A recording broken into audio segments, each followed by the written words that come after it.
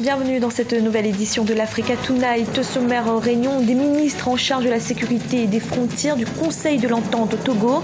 La menace terroriste était au cœur des préoccupations. Les 5 pays membres de l'organisation ont convenu de renforcer la lutte sous-régionale. Les assises nationales de l'entreprise congolaise se sont achevées. Le bilan de cette première édition est positif. L'événement a permis aux participants d'échanger sur l'entrepreneuriat au Congo et le développement des petites et moyennes entreprises. Et un orchestre composé uniquement d'enfants en Guinée. Les héritiers de Farafina sont âgés de 7 à 12 ans et ils s'illustrent aussi bien dans la réinterprétation de grands succès que dans les titres originaux. Le Conseil de l'Entente préoccupé par la montée du terrorisme, les ministres de la Sécurité et des Frontières des 5 pays membres de l'organisation, à savoir le Bénin, la Côte d'Ivoire, le Burkina Faso, le Niger et le Togo, étaient réunis ce vendredi à Lomé, la capitale togolaise. Il a été question des moyens de lutte au niveau sous-régional. Reportage de notre correspondante Aimé Fakofi. La sécurité régionale menacée par la montée de l'extrémisme religieux et du terrorisme. Des mesures ont été prises pour venir à bout du mal, à l'instar de la mise en place d'un cadre de concertation permanente entre les États membres du Conseil de l'Entente. Ce cadre permanent se traduit notamment par cette première réunion annuelle des ministres en charge de la sécurité transfrontalière au sein du Conseil. Elle s'est tenue dans la capitale togolaise ce 11 novembre 2016. Les frontières, c'est vrai, ça a été délimité par la colonisation. Mais le problème se pose toujours. Il y a des bornes qui n'existent plus, les tracés ne sont pas visibles. Mais il faut que les pays se retrouvent et trouver des solutions amiables, des solutions fraternelles pour préserver la paix, préserver la sécurité dans nos États. La population qui a augmenté auparavant. Il y a les nouvelles technologies d'information et d'échange. Il y a de nombreux problèmes économiques liés au développement, des problèmes de changement climatique qui obligent les déplacements de population. Voilà les chantiers innombrables que nous devons aborder aujourd'hui ou dans l'avenir. Une synergie d'action afin de mieux mener cette bataille contre l'insécurité et le terrorisme au profit de la préservation des biens et des personnes. C'est le principal enjeu de cette rencontre. Les grandes lignes de ces recommandations, c'est qu'il faut, disons pour résumer, mutualiser les efforts, faire en sorte que nous soyons plus efficaces, qu'on puisse faire la prévention et aussi qu'on puisse régler au fur et à mesure toutes ces questions relatives donc au terrorisme. Le document ira au prochain conseil de l'Entente, probablement fin d'année ou début janvier. Et puis ensuite parviendra au chef d'État. L'adoption d'une politique de délimitation et de matérialisation des frontières de l'espace Entente, assortie d'un programme de mise en œuvre, est également l'une des conclusions de cette rencontre. Le Conseil de l'Entente regroupe le Bénin, le Burkina Faso, la Côte d'Ivoire, le Niger et le Togo.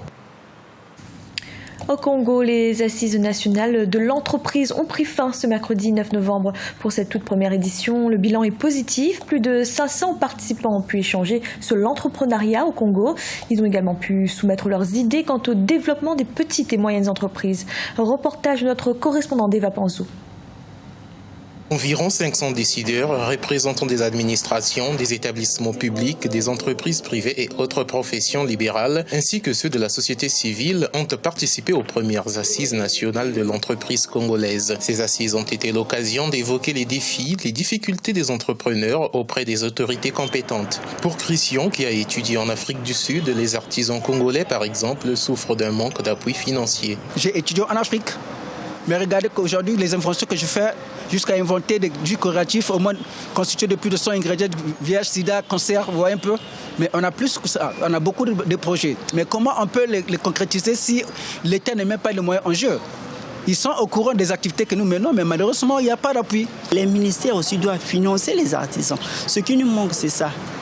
Vraiment, un grand problème, c'est ça. Il faut financer les artisans. Il faut voir par-ci, par-là, dans tous les coins. Tous les secteurs. Les premières assises nationales de l'entreprise congolaise ont permis de poser les jalons de ce qui sera le plan d'action pour l'entrepreneuriat, Congo Entrepreneuriat et Émergence 2025. Et pour cela, les pouvoirs publics devraient s'associer aux entrepreneurs afin de trouver des solutions susceptibles d'accompagner le développement de l'entreprise. Il faut que les acteurs, donc les entrepreneurs et l'État se mettent ensemble pour maintenant trouver des solutions. Et là, c'est ce que nous attendons. Nous espérons que ça sera fait dans les prochains jours. Le gouvernement congolais souhaite doter le pays de multiples petites et moyennes entreprises afin d'impulser la culture entrepreneuriale. Mais nombreux sont les jeunes entrepreneurs qui hésitent encore parce qu'une fois qu'ils se lancent, ils s'estiment abandonnés par les pouvoirs publics. La Banque mondiale publie tous les 2 ans le rapport « Les femmes, l'entreprise et le droit ». Ce rapport global examine les lois, les règlements et les institutions qui entravent la capacité des femmes à travailler ou à diriger des entreprises. Et pour la 4e édition, c'est au Burkina Faso que le lancement a eu lieu sous le thème « Parvenir à l'égalité ». Oumou Kalsoumba. Les autorités burkinabées ont procédé au lancement de la 4e édition du rapport intitulé « Les femmes, l'entreprise et le droit 2016 » sous l'égide de la Banque mondiale. Axé sur le thème « Parvenir à l'égalité », l'événement est une plateforme de réflexion et d'échange sur les questions relatives à l'autonomisation de la femme burkinabé. Le pourcentage de création d'entreprises par les femmes est passé à 17,11% en 2010 contre 16,91% en 2009. En 2014, 16 890 technologies ont été acquises au profit de 2300 associations et groupements féminins. Dans la mise en œuvre de la politique nationale genre au niveau de mon département, ces éléments sont pris en compte pour travailler main dans la main avec tous les intervenants, tous les acteurs, les partenaires techniques et financiers, la société civile, pour que la promotion de l'égalité, l'équité, en lien avec les gens soit une réalité.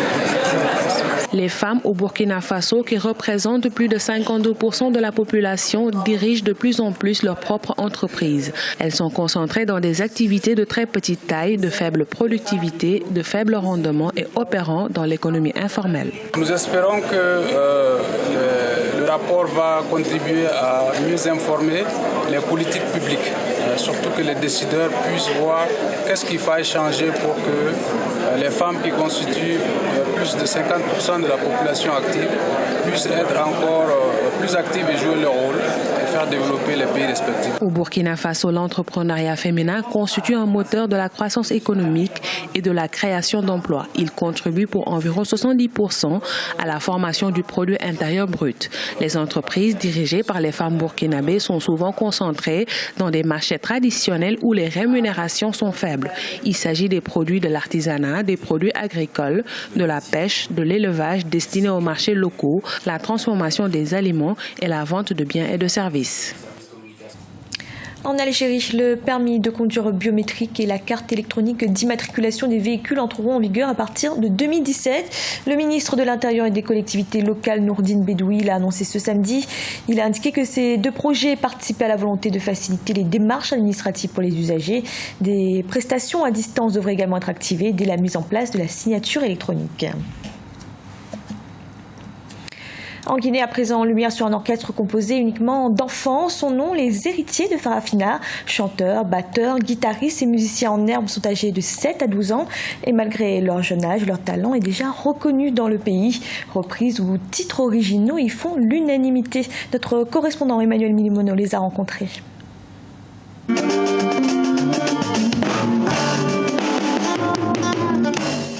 À voir par leur âge, l'on pourrait sous-estimer ce dont sont capables ces enfants et adolescents, dont l'âge varie entre 7 et 18 ans. Les héritiers de Farafina ou héritiers d'Afrique constituent le premier orchestre 100% enfants des Guinées. Certains parmi eux ont hérité la musique de leurs parents et sont aujourd'hui présents dans les grands rendez-vous de la musique en Guinée. Ma maman est griotte et je l'accompagne toujours dans les cérémonies. Aujourd'hui, j'ai 12 ans et depuis 6 mois, j'évolue au sein de cet orchestre.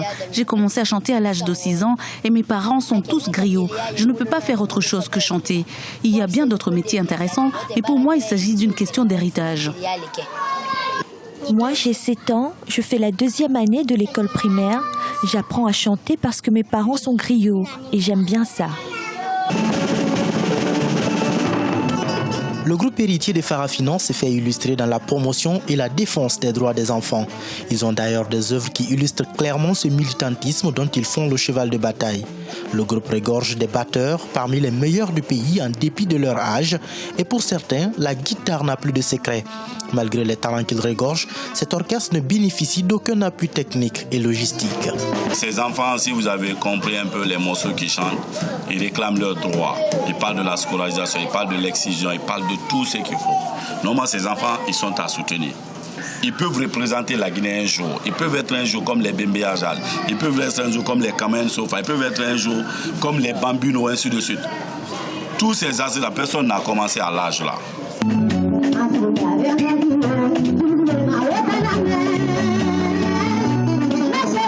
Actuellement en studio pour la préparation de futures chansons, les héritiers de Farafina n'ont rien à envier aux orchestres ordinaires. En plus de leur créativité, ces jeunes sont capables de reproduire des chansons avec des instrumentaux parmi les plus complexes du continent, tels que celle de la star malienne Salif Keita ou d'autres artistes locaux. Seul obstacle, ils doivent chaque jour louer ces instruments pour leurs répétitions ou prestations publiques. Et du sport, les matchs des éliminatoires pour le mondial de football 2018 se poursuivent. Ce samedi avait lieu la deuxième journée. Dans le groupe B, le Cameroun et la Zambie se sont quittés sur un match nul, un but partout. L'Algérie s'est inclinée face au Nigeria, score final 3-1. Dans le groupe D, l'Afrique du Sud s'est imposée face au Sénégal 2-1. Victoire également pour le Burkina Faso face au Cap-Vert, 2-0. Et dans le groupe E, l'Ouganda a fait la différence face au Congo, 1-0. Ce journal a été réalisé par l'ensemble de la rédaction. Merci de l'avoir suivi. Retrouvez dans un instant une nouvelle édition de l'information.